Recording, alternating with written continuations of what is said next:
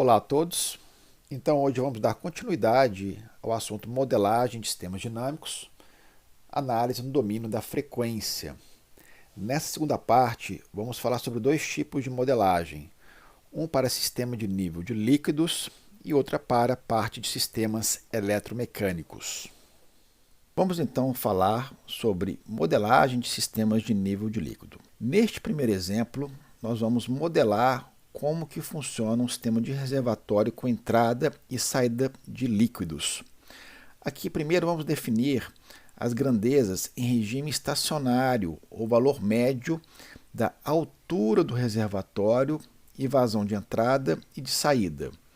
Então aqui nós temos H barra, que é o valor de regime estacionário ou médio em relação à altura do reservatório. Q barra será o valor em regime estacionário da vazão tanto de entrada quanto de saída. As variações de altura em relação ao regime estacionário será dada pela variável h minúsculo. E a variação em relação ao regime estacionário da vazão de entrada será dada pela variável QI. Já aqui na saída, nós temos a variável QO, que indicará a variação da vazão em relação ao valor estacionário Q-bar. Agora, outras definições importantes. Aqui na saída, nós temos uma válvula de restrição que vai regular a saída do líquido. Esta válvula de restrição ela tem uma resistência que vamos chamar de resistência R à passagem do fluido. O modelo que governa essa dinâmica de acumulação de líquido e saída de líquido, ele é não linear. E aqui nós podemos ver, por esse gráfico, altura versus taxa de escoamento, essa linha preta que mostra justamente a variação de altura em relação à variação de vazão. Reparem que ela tem aqui um comportamento que ela não é linear em toda a faixa de escoamento. Em regime estacionário, pega-se justamente os valores em H barra e Q barra, valores médios em regime estacionário, e a tangente neste valor vai indicar a resistência à passagem de fluido para aquele ponto.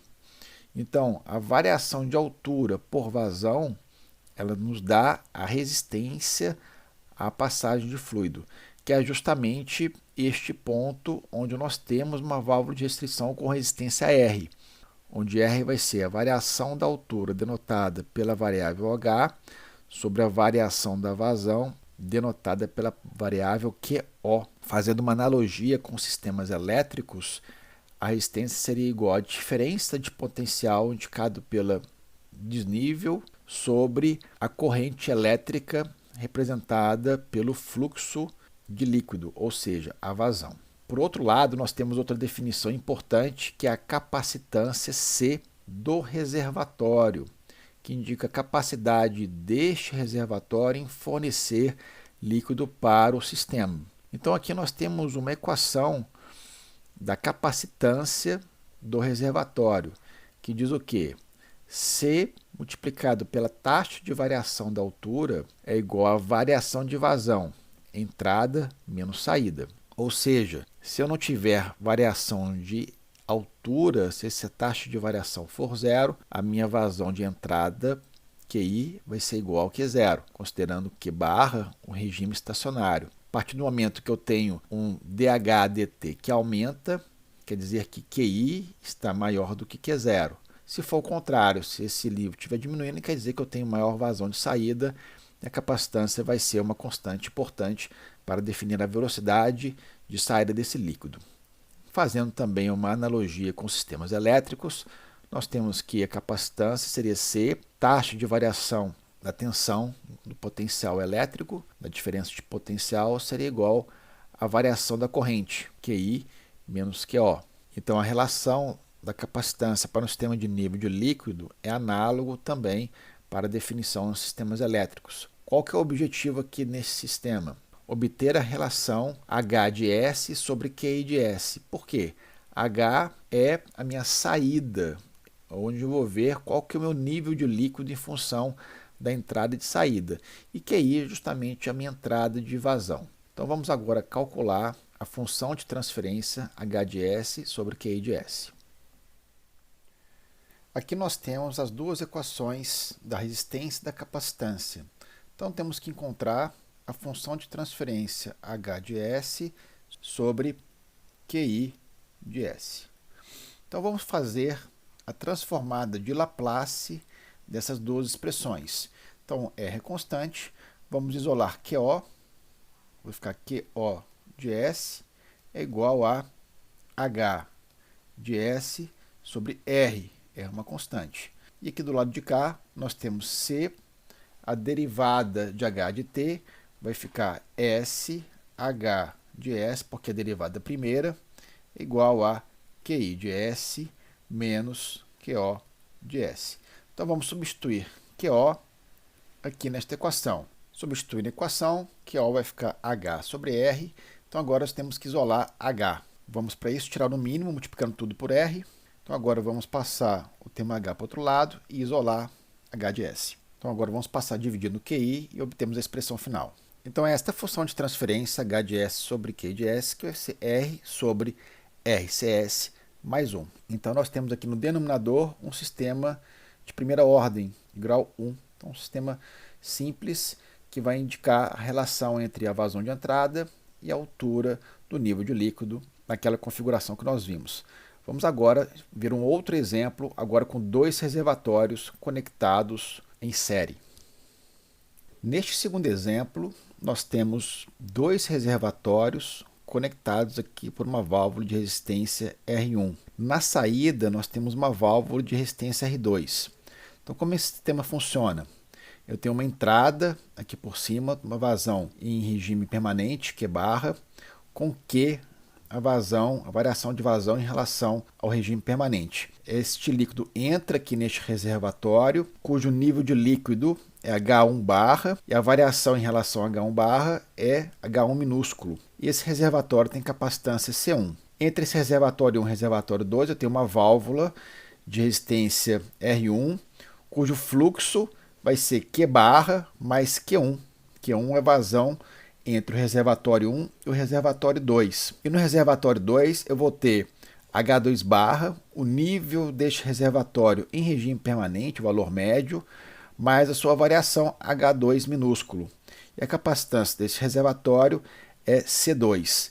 E na saída eu tenho a última válvula, R2, que vai regular a saída de fluido, sendo que a vazão é Q barra, mais Q2, sendo que Q2 é a vazão de saída em relação ao regime permanente. Então, o objetivo aqui deste sistema é calcular a função de transferência entre Q2 e Q, que é a saída sobre a entrada. Qual que é a vazão no final de todo esse percurso Q2 em relação à vazão de entrada Q. Então, vamos calcular essa função de transferência, levantando primeiramente as equações diferenciais e depois calculando Laplace e obtendo a função de transferência. Então vamos inicialmente modelar esse sistema, escrevendo as equações referentes ao sistema de nível de líquidos, de cada um dos reservatórios e obviamente também das válvulas de restrição. Então primeiramente vamos fazer a equação para esta válvula aqui. Esta válvula de resistência R1, ela vai ser igual que a diferença deste nível de líquido, essa ΔH, H1 menos H2 dividido por Q1. E por que eu tenho que subtrair H2? Justamente porque essa diferença de nível que vai gerar a vazão neste ponto. Se eu não tiver essa diferença, a vazão aqui vai ser zero, eu não vou ter resistência. Então, no exemplo anterior, a diferença que eu tinha era em relação ao nível zero. Então, era H1 menos zero. Agora, como eu tenho outro reservatório, eu tenho que descontar a parcela H2. É como se fosse uma diferença de potencial, se a gente for analisar pela analogia elétrica. Então, aqui nós temos R1 é igual a H1 menos H2 sobre Q1. Vamos fazer agora para R2. Então, R2 tem que ser o quê? Aí sim, eu não tenho mais nenhum outro reservatório do lado de cá. O meu referencial aqui vai ser o zero, nível zero. Então, eu tenho H2 sobre Q2. justamente porque aqui eu teria menos zero, mas não precisa colocar porque já é o referencial zero após a válvula de restrição. Então, as equações das resistências já foram colocadas, então agora vamos fazer das capacitâncias. Então, primeiro na capacitância C1, eu tenho C1 vezes a taxa de variação do nível 1 dH1 dt é igual ao quê? A diferença entre a vazão de entrada e a de saída, ou seja, Q menos Q1, que é essa diferença. E como é que fica agora para o reservatório 2? Nós temos C2 vezes a taxa de variação da altura 2 em relação ao tempo, dH2 dt, é igual a quê? A vazão de entrada, Q1, menos a vazão de saída, Q2. Lembrando que as variáveis que estão em minúsculo, Q, Q1, H1, H2, são definidas no tempo. Não coloquei aqui para facilitar a escrita. Então agora nos resta fazer a transformada de Laplace deste sistema para encontrar a relação Q2 de S sobre Q de S. Então, fazendo a transformada da primeira relação de R1, eu vou ter R1 uma constante, vai ser igual a quê? H1 de S menos H2 de S sobre Q1 de S. Depois eu tenho a segunda equação, R2 é igual a H2 de S sobre Q2 de S. Para a terceira equação da capacitância do reservatório número 1, eu tenho C1 que multiplica a transformada da derivada H1 dt, que vai ser S H1 de S, igual a quê? Q de S menos Q1 de S. E por último, a capacitância do reservatório 2, C2 vezes S H2 de S igual a Q1 de S menos Q2 de S. Agora aqui a gente precisa fazer as substituições, por exemplo, isolando H2, H2 vindo para cá, substituindo H2 ali e aqui, e depois substituindo H1 aqui e aqui, tá? Então fica como exercício para vocês fazerem esta conta matemática para chegar na relação Q2 de S sobre Q de S. Então, após manipulação matemática, fazendo as devidas substituições, chegamos nesta expressão. Então, onde nós chegamos numa expressão 1 sobre um polinômio no denominador de ordem 2. Então, um sistema de segunda ordem, cujos coeficientes dependem dos parâmetros físicos do sistema. Eu vou ter um sistema de segunda ordem clássico, eu não tenho zeros aqui, eu vou ter duas raízes no denominador. Essas raízes são chamadas polos, nós já falamos sobre isso. Os polos de uma função de transferência são as raízes do denominador. Então, mais à frente, iremos também analisar as propriedades desses polos que estão diretamente relacionados com as características físicas do sistema. Agora vamos falar da modelagem de sistemas eletromecânicos. E aqui o exemplo que nós vamos tomar agora é o motor de corrente contínua DC acoplado a uma carga. Então esse circuito ele vai ter uma parte elétrica junto com uma parte mecânica, onde eu tenho aqui o circuito com a parte do rotor do eixo do motor acoplado a uma carga que vai rotacionar. Então aqui eu tenho primeiramente um circuito elétrico, tá? Com o indutor L, uma resistência R, uma diferença de potencial V e a tensão na bobina VB, que vai se conectar na carga através de um eixo. Esse eixo vai girar com ângulo θm, esse M quer dizer motor, Tm é o torque do motor, Jm a inércia do motor e Cm o coeficiente de atrito viscoso do motor. Então esse aqui vai estar acoplado, pode estar acoplado com outra carga. A carga que nós consideramos aqui é a inércia do motor, que após o eixo pode estar conectado com uma carga externa. Então nós vamos levantar o modelo elétrico desse sistema e junto com as características eletromecânicas dadas por duas relações importantes que são encontradas nos motores a corrente contínua. A primeira relação é A tensão na bobina VB ela é proporcional à velocidade angular do motor, θm ponto. Essa proporcionalidade é dada por uma constante proporcionalidade que nós vamos chamar aqui de Kb, a constante eletromotriz do motor para a relação velocidade angular, a velocidade de rotação do motor, θm ponto, com a tensão na bobina VB. É a famosa relação de motores de corrente contínua, onde a tensão é proporcional à velocidade angular. E a segunda relação muito importante é torque corrente elétrica. Nós vamos modelar esse circuito com uma corrente elétrica que vai circular aqui neste circuito RL, e esta corrente elétrica se relaciona com o torque também através de uma grandeza de proporcionalidade que nós vamos chamar aqui de Kt, a constante torque que relaciona o torque do motor Tm com a corrente elétrica. Então tem duas relações proporcionais, são muito importantes, e como elas são proporcionais, vai me dar uma relação linear entre essas grandezas. Com essas relações lineares, a gente consegue modelar no tempo e, por consequência, modelar na frequência este sistema de motor de corrente contínua acoplado à carga do motor, a inércia do motor e o atrito viscoso, coeficiente de atrito viscoso Cm do motor. Então, o que nós queremos obter em termos de função de transferência? Eu quero saber qual é a relação entre o ângulo do motor e a tensão de entrada. Então, eu vou tirar a transformada de Laplace e isolar θm por V de S. Então, vamos fazer a modelagem matemática desse sistema eletromecânico, circuito elétrico acoplado aqui à carga motor. Tá? Então, primeiramente, vamos dividir o sistema em dois subsistemas, o sistema elétrico e o sistema mecânico. Então, primeiramente, vamos escrever a equação do circuito elétrico. Então, no circuito elétrico, nós vamos representar que eu tenho um sistema no circuito RL e uma corrente I de T que vai percorrer o indutor, a resistência e a bobina do motor. Então, como é que fica a equação do circuito para esta configuração? Eu tenho a diferença de potencial V, tá? Vou botar aqui V de T agora, é igual ao quê?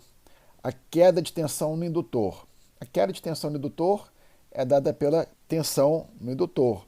É L indutor vezes a derivada da corrente no tempo. Então, essa aqui é a tensão no indutor, VL. Qual que é a outra queda que tem aqui nesse circuito? A queda na resistência. Então, a queda de tensão na resistência é dada pelo produto entre a resistência e a corrente elétrica, I de T. A última queda de tensão é a queda na bobina. Eu tenho aqui uma bobina que vai gerar a força eletromecânica do sistema. Então, eu vou representar a tensão na bobina justamente por VB de T. Então, isso aqui vai ser a minha tensão na resistência e essa aqui a tensão na bobina. Feito isso, vamos fazer a parte do equacionamento do sistema mecânico. Então, vamos levantar a equação de rotação para esse eixo mecânico aqui. Então, o sistema mecânico, vamos fazer aqui a equação matemática, representado aqui por um momento de inércia Jm e uma coeficiente de atrito viscoso Cm. A somatória dos torques externos é igual ao quê? O momento de inércia, Jm, vezes a aceleração angular, alfa, do motor. O que é alfa? A alfa vai ser θm, 2 pontos. Então, o vetorial vai sair, porque vai ser no sentido só. Então, a minha aceleração angular é a derivada segunda do ângulo do motor. E quais são os torques externos que eu vou ter? O torque motor, que vai ser resultante justamente da corrente elétrica, ele vai vir dessa composição corrente elétrica para torque. E eu vou ter qual que é a perda? Eu vou ter uma perda aqui no coeficiente de atrito viscoso. Então, da mesma forma como a gente fez para o sistema de molas, a perda do atrito viscoso é Cm vezes a velocidade angular. Então, o coeficiente de atrito viscoso ele multiplica pela velocidade angular do motor. Isso deve ser igual a Jm θ 2 pontos de M. Então aqui é importante dizer que se eu tiver uma carga, por exemplo, aqui um sistema de redução de engrenagens, eu vou trazer tudo para esse eixo. O fato de eu colocar todos no eixo solidário, eu posso transferir cargas, por exemplo, se eu tiver uma redução, para esse eixo. Aí justamente eu colocaria aqui mais cargas dentro dessa equação. Então essa equação está resumida, mas podemos acrescentar cargas que sejam transferidas para esse eixo para compor o equacionamento do sistema mecânico. Vou passar esse termo para o outro lado, vai ficar Jm θm, dois pontos, mais Cm θm ponto é igual ao torque do motor. Então eu tenho aqui a primeira equação, 1, a equação 2, a equação 3 vai ser a relação entre a tensão na bobina, que vai ser Kb vezes θm ponto, e a quarta equação, o torque do motor, vai ser igual a Kt vezes I. Então aqui eu não coloquei a referência no tempo, todas essas variáveis aqui são tempo, Vb de t, θm de t, torque m de t, I de t. Então eu tenho essas quatro equações, nosso objetivo agora é fazer a transformada de Laplace de todas essas equações, separar θm de S sobre V de S. Então, com essas quatro equações, vamos fazer a transformada de Laplace. Então, a primeira equação, nós temos V de S, então aqui transformada de Laplace, igual a L, transformada de Laplace da derivada da corrente, vai ficar SI de S, mais RI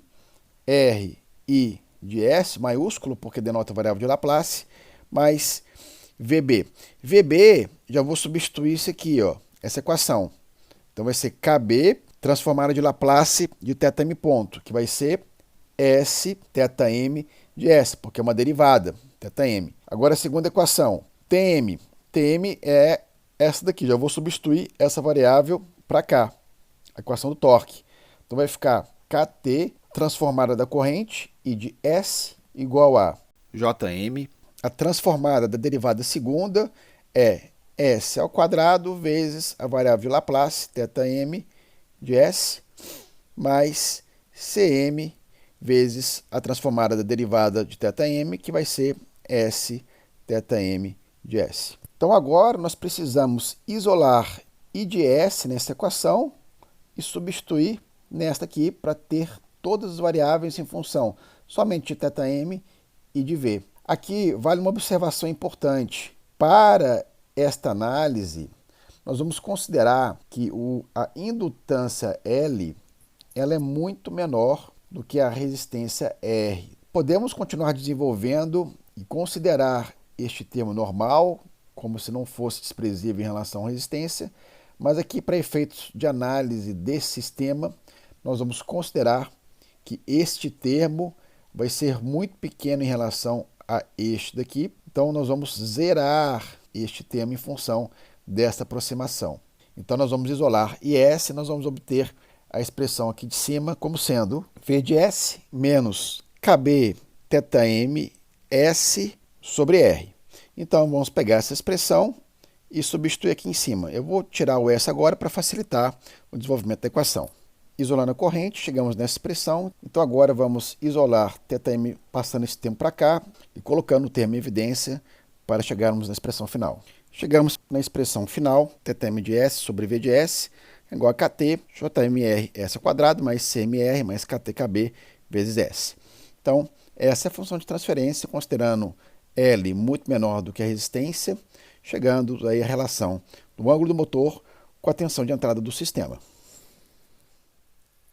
Como orientação de estudo extraclasse para complementar o que vimos na aula de hoje, fazer a leitura do capítulo 3, páginas 84 a 86, onde ele resolve um exemplo acoplado a uma carga de um motor de corrente contínua. E o capítulo 4, tópicos 4.1 e 4.2, onde é abordado o sistema de nível de líquidos. Então, por hoje ficamos por aqui.